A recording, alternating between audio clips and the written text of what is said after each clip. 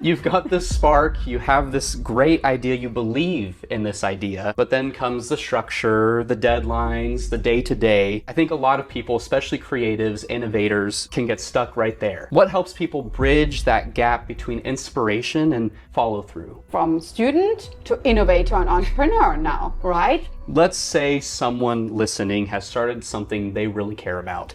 Maybe they wrote the pitch, sketched the design, got some momentum, but now they're feeling stuck or unsure. What's something they can do to stay connected to that idea, even when the motivation fades? Why is it so important to start with your superpower instead of just diving right into that idea? I think a lot of times imposter syndrome can kind of take over. If someone's sitting on an idea right now, wondering if they're ready, what's one shift that they can make today? Welcome back for episode 2 of Office Hours. We are open, we are ready, and we are so excited you are here because, of course, if you missed that first episode, you better go back and tune in. My name is Dr. Christiane. I'm your host today. I'm joined by an amazing student interviewer, PJ. You're going to learn all about him in a second. But let's maybe rewind a little bit and figure out what you missed from the first episode and how that motivated today's episode number 2. If you've ever felt you had an idea that didn't quite fit the mold, or maybe even like some process, you're working through something, it doesn't follow the usual playbook, exactly in the right spot here today. Because after our last episode, episode number 1, we kind of focused in that episode on how to turn your superpower into the full season of stress, of feeling less frazzled. So something completely unexpected actually happened. A lot of people reached out and they said, how do I use my focus to create something meaningful? That's what we are really doing here today. We're naming this episode here today, How to Innovate with Your Superpower. And this episode is totally about innovation, but not all about innovation, because what we want to do is not just build something new. We actually want to build something that's deeply aligned with who you are, with your superpower, kind of like digging inside in yourself and bringing the very best out. So we're going to talk about the power of discovering your superpower, the unique way you process, solve, connect, and lead. And of course, at the same time, we have a student interviewer, PJ Crocker, who is here and who is sharing a little bit about his journey discovering his superpower. PJ, I'm so glad you're here. Why don't you briefly introduce yourself? Absolutely, yeah. My name is PJ Crocker. I'm a third year at Cal Poly, agribusiness student, one of Dr. C's students, in fact. We've had several classes and it's been a great journey so far. She's been a great mentor and I've used a lot of her practices in my own personal life and my educational journey. Oh, it's so beautiful. And what also meant a lot to me as we were discussing this episode, PJ actually brought up that there were a couple of pages in the Discover Your Superpower book. And we will talk about those in a little while, and he will share why these pages were so powerful in making his journey from student to innovator and entrepreneur now, right? So this is going to be a great episode. I'm so glad you're here. Let's get started. Yeah, thank you, Dr. C. It's so great to be here again. So in your class, I came in with what I thought was just a little personal challenge, right? I process things a little bit differently than I think the rest of the bunch. And, I work fast and I feel a lot and I feel deeply. And I thought that used to be a liability. But you kept asking, throughout the class, this one question: what if this is the way you're built to solve? That changed everything for me. It kind of opened up my mind to the possibilities. Beautiful. And so I kind of want to start there. Why is it so important to start with your superpower instead of just diving right into that idea? That's actually the most important thing. If you want to be a successful entrepreneur, to think an innovation always starts from the inside out, not from the outside in. And I think if you don't know how to solve something, then you always second guess your method. You're always wondering, is it this or is it that? Because you really don't know personally how you go about doing things. So once you align with your superpower, the magic is really happening. So understanding the superpower, step one, super important, the way that you naturally think, feel, connect, and move. And then you build your way around that. That's when, for instance, you notice some students lead with empathy. Some others move with speed. And then some are very much like system thinkers, and structures are always on their mind. So they're very deep in attention to detail. So innovation isn't really where you think, oh, this is the very best idea. Absolutely not. Innovation is all about solving the right problem with the right method in a way that's true to you. So think the magic really happens when you unlock your superpower. So you have the key to the superpower, and that key is very unique in unlocking your personal superpower. That key only fits to you, and that is really when you're feeling, now I can funnel that energy into something that really creates something very meaningful. And that's exactly what you did in my class. So stop apologizing for the way that your brain works, because in that moment something clicks. Yes. Right? Yeah. Yeah, and so kind of let's talk about what happens when that click happens. You know, what happens after that click? In your class, I started designing a food concept that was focused on sensory friendliness. Something that, you know, I wish I had when I was younger. And I realized all those things that I used to think were extra or unnecessary even, you know, sensitivity, creativity, noticing those details that others might skip over, were actually the engine behind the whole idea. What have you noticed happens when someone finally sees their superpower as a tool, not simply as a trait? Well, that is actually really when we feel we have a lighter and we light that flame, and that's when the momentum happens. So it's one thing to say, oh, I'm a big feeler, or I think fast, or I'm a system thinker. It's completely different when you actually feel, you know, that you have that superpower and you are funneling it in a way that you're creating something based on this. So that's where the confidence comes from. All of a sudden, you don't think like, oh, I'm just like everybody else, but you're thinking, I'm building something that's in alignment with who I am. And that's why you did so beautifully, PJ, because you take your lived experience and you don't just create a product, but you actually create insight, a solution to, as you said it so beautifully, you wish you would have had when you were younger. Sometimes the best ideas come from thinking, what is it that I would have wanted to have 5 years ago? And then your target market or your ideal client is somebody that you were 5 years ago. And you're mentioning this right now and you're nodding and you're smiling. And that's probably what happened in that moment, right? Sure, absolutely. Yeah. So let's talk a little bit more about that, to where when you design something useful, it's because it's real. And that's when innovation really happens and what innovation really needs more of. So let's talk about that. And maybe we can even like tune into that book there, because I'm still curious about those 2 pages that meant so much for you. Sure. Yeah. So let's talk about what happens next, the part where it gets hard. Very hard, exactly. You've got this spark, you have this great idea, you believe in this idea, but then comes the structure, the deadlines, the day-to-day. I think a lot of people, especially creatives, innovators, can get stuck right there. What helps people bridge that gap between inspiration and follow through? Oh, it's beautiful. And I actually told PJ before we even started thinking about this episode about a movie that means a lot to me. For 2 reasons. A, I realized that this movie came out right about the time I came to the United States from Germany.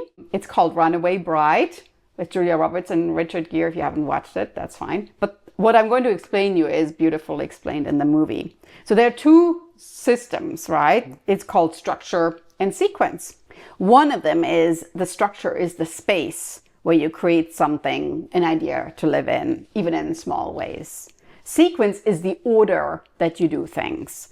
So like what comes first, what comes next, what comes after that. So the movie Runaway Bride, she doesn't really know what she enjoys eating for breakfast. So that's like kind of like the structure right there, right? Like, okay, I know I need to eat breakfast, but I don't really know what I want to eat. So the sequence would be figuring out, rotating through different breakfast ideas.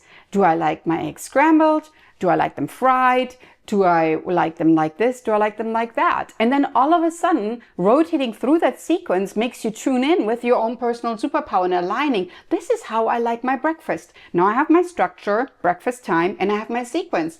In the morning, I eat my eggs. How do you eat your eggs, actually? I prefer an over easy black pepper. Oh, beautiful. Freshly cracked. Oh, la la. We definitely aligned this perfectly right there. This is so good. Audience, try this. Please leave a comment if you want the recipe. Like and comment the video because PJ can give you the recipe for this. So actually, the most successful innovators I've worked with aren't the ones that have a perfect system. Because think about this. I gave you 2 ideas how to make your eggs in the morning, and PJ gave you another one. None of these are perfect. We could argue all day long what's the best breakfast. But you know what? It's not that. It's not the ones who build the perfect thing. It's the one that build enough structure. The one that keeps things going even when things are messy. So when you get up in the morning and things are super busy, you still know what to do for your breakfast.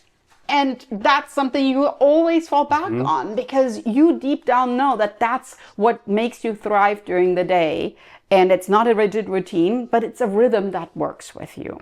Okay, let's say someone listening has started something they really care about.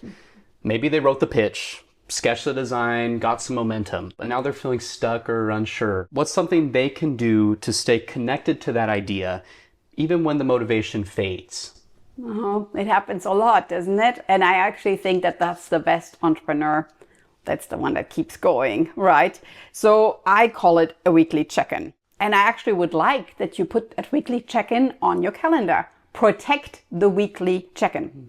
It's 20 minutes. Those 20 minutes are important for you. It's kind of like your personal reset button. Return to what feels true. That's the first step. Think a little bit, look back at a moment when you felt your idea came alive.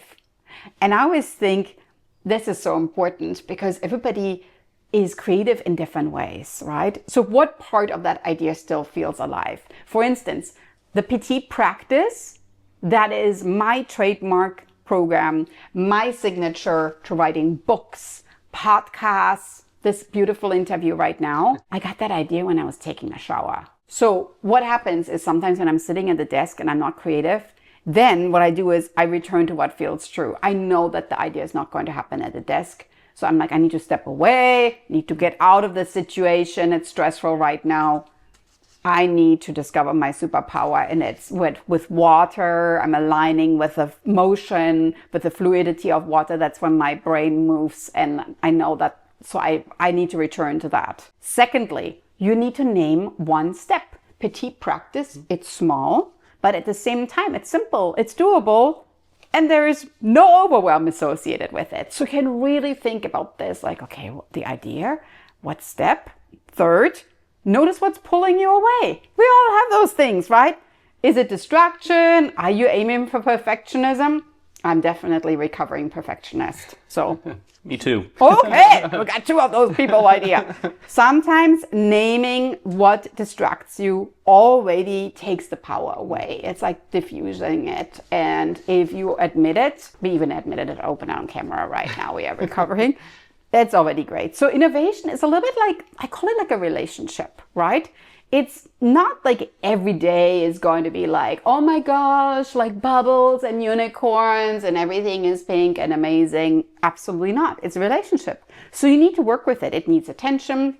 It's not perfection. I think the people that are going to be the best entrepreneurs are the ones that work with their idea and they actually feel that there's not always an on day. There's also an off day. And they are the ones that keep showing up consistently. So that's even more important. And I wanted that you show the audience maybe really quick those pages that connected so much with you. I love that PJ brought the book along here, right? We're looking at 87 and 88, the 10 times framework worksheet. Oh my See, I'm making my notes. I use this book frequently. The pages are a little frayed. It's, Well loved and well used. loved, well loved, yes. And then mapping out the future you. Again, that kind of works into working past those perfectionism and those struggles and getting past that to be the better version of you. Beautiful. The future you. Beautiful. And I think if you think of your ideal client as the version of the past you, right? We're moving into holiday season, and there is this famous holiday movie, The Christmas Past. Yeah. What's the name of that movie? Carol? Christmas Carol, right? Christmas Carol. Okay. Yes. The past is the ideal client, and the future is what PJ worked out here, visualizing the future you right there. And I think that's important because you have to also think, where's this all going? Right. What's the goal, right? Like, you don't just get in a car and you drive aimlessly around in town. You actually have a GPS. And so why are you not doing that in your life, right? It's the exact same thing. So, PJ, how do you feel about your innovation now? Yeah, it's with these tools, I feel a lot more organized, and we've had a lot of discussions about it and kind of where the future might lead, what that might look like, and and I think a lot of times imposter syndrome can kind of take over, and I think it's something we might have talked about already. And again, working through those feelings, looking at the future, but also checking in the present, those 20 minutes, that reset, kind of figure out what actually is there with me in that moment and how I can kind of, move forward with intention. Yeah, and it's sometimes even imposter syndrome is very typical for high achievers. They have high ability, but low confidence. So you start to question everything. And it sometimes comes along with perfectionism. At the same time, it's also when you need to connect with others. And that's when we have a great conversation, because really when you connect and collaborate, you really build the community that lifts your idea to the next level. And our expert today is going to be absolutely amazing with that, because I know people really walk away knowing so much and learning so much with that. So why don't we kind of think about the 20-minute reset, using the framework and looking at the future you, and maybe also looking at what will happen in your future after you graduate, right? To help us go deeper on the structure piece, I invited Kendra Corman to join us. Kendra is a strategic marketing consultant, an AI and communication specialist, and the chair of the Department of Management and Marketing at Rochester Christian University. So I'm really excited that Kendra is here today, because she's also the founder of H2H Consulting, full-service marketing agency she launched in 2014, and the author of Mastering AI in Communication. She's known for making complex systems feel simple and helping people build structures that actually support their lives and work. Kendra, welcome. I would love to start here. What's one simple structure or system that helps you move ideas forward, especially when life is full? Systems and structures that remove me from my business is really what's important to me. So if I think about a simple system that I use, I would say that it's standard operating procedures is probably the number one. What I do in my business is, when I'm doing a task that's repeatable and that I want to delegate or share, I go into Loom, which is a screen recording software, and it will record my voice. It records my screen, walks through it. They have an AI feature that actually transcribes every step of what I'm doing into a standard operating procedure, step by step by step, telling the person that is looking at the procedure, the SOP, what exactly they need to do. And then it will go ahead and link to those areas of the video. So it goes beyond just creating a printed document, a Word document, or a PDF or something like that that just has step 1, step 2, step 3, and maybe some pictures. They can actually, if they have a question related to a step in the process or anything like that, they can click on it and go and find their own answers, which really helps me with delegating and getting things off my plate while still keeping quality high in the way that I would do it. Oh, Kendra, this is so helpful. And it actually makes structure feels spacious, not rigid. So let me ask you this. What would you say to someone who's tried and failed at sticking to a system before and now feels like planning adds just more pressure? So I'm one of those people that has failed to stick to systems numerous times. I have tried and failed. Every single time I fail, I regret it in the end. And the reason why is because it actually costs me more time. So when my schedule is full and I'm up against a deadline, that's usually a lot of times, right? When I fall off the wagon of my systems, but when I need them the most. And so one of the ways that I've fixed this is with my assistant. I send her tasks that come in through email. I send her AI generated notes of different meetings and status meetings. And she goes ahead and takes the transcription that's done by AI and creates it into tasks for me, puts it into my task management system, which is Asana. And I am on top of everything despite there being a full schedule. Well, this is such helpful insight because I always think the best systems aren't external. They are personalized. That's what makes them last. This whole conversation has just been so energizing, and I know everyone listening is going to take away so much from this. So I'll ask you this, Dr. C. If someone's sitting on an idea right now, wondering if they're ready, what's one shift that they can make today? I actually really looking at the audience now because this is important, right? If you ever question yourself thinking, is this good enough? Just take out that word, good enough. Just like if you're wondering, I don't know this. Here we're adding a word, I don't know this yet. So don't ever think, is this good enough? Just go with this and see where it leads you. Don't sit on the sidelines and wait. Just throw yourself out there. Play the game. And if you're wondering, I don't know this, add the word yet. You will learn it because if you actually experience it with a product, it's nearly like you're looking at a box of Legos and you're like, oh my gosh, there are like no instructions. Do you need instructions for Legos? I think it's pretty straightforward. You just start building, right? We don't need to instructions. So ideas grow when they're used, not just when they're thought of. Don't look at Legos, use them, right? Don't just think about it. Actually have fun with them. So the more you show up to the process, the more real it becomes. And at the same time, even small moves build momentum. Mm-hmm. And that momentum builds belief. So you have to believe in this. You know how to do this. Just maybe not everything quite yet, but you have to believe that you're able to learn and you're moving forward. So can I move forward just a little today? That's the question you should ask today. What can I do today to get started? What small step could I take today? So if that helped you think a little differently, maybe open up your mind about possibilities that are in the future for you, because we have so many different ideas that we maybe gave you right now. We talked about breakfast, Legos, and of course, maybe shining that light into something that's deep inside of you that I call the superpower. Then there are 3 places to begin. Ask yourself, how do I solve best? How do I solve best? That's really, really important. And secondly, protect the space where your best ideas tend to come. I shared with you that shower. We also talked a little bit about stepping away from the work, maybe taking the 20-minute reset. Mm-hmm. And lastly, give your idea a place to live, that breathing room, even if it's just that 20-minute block of time.